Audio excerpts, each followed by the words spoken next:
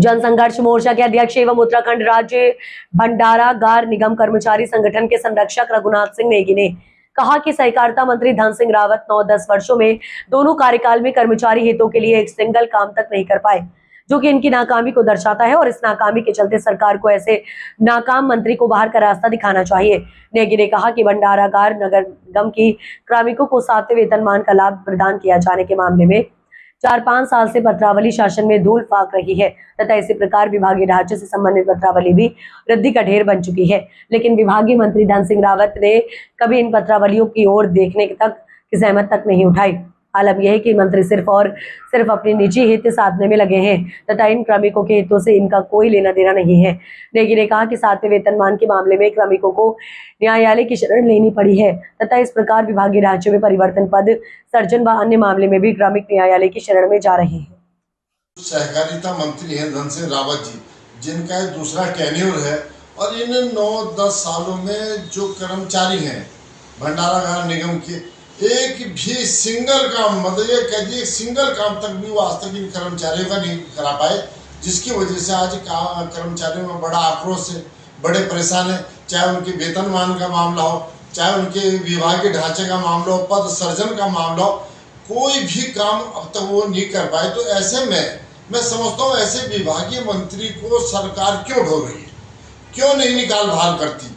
इससे पहले भी आपने देखा होगा तो लगातार जनसंघर्ष मोर्चा लगातार उनके जो कार्यशैली है उसको लेकर के आक्रोशित है, वो लगातार हमलावर है।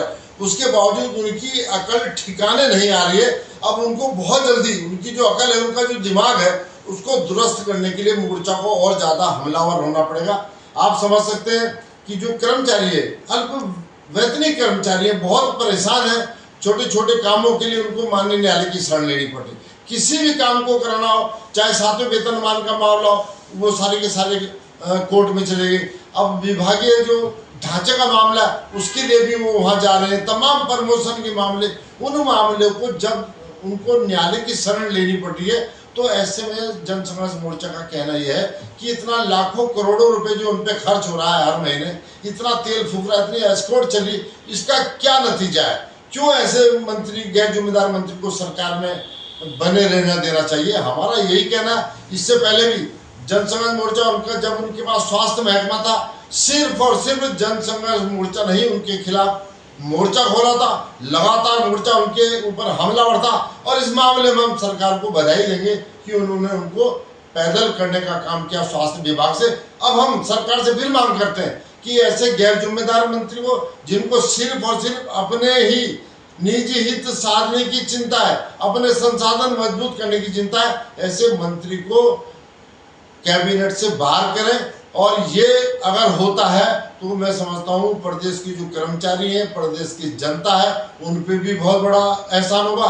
शिक्षा विभाग में जो उनका हाल है वो पूरे प्रदेश में आप देख ही रहे हैं। तो एक तरह से बहुत बड़ा एहसान सरकार पूरे प्रदेश की जनता पे करेगी अगर इनको निकाल बाहर करती है।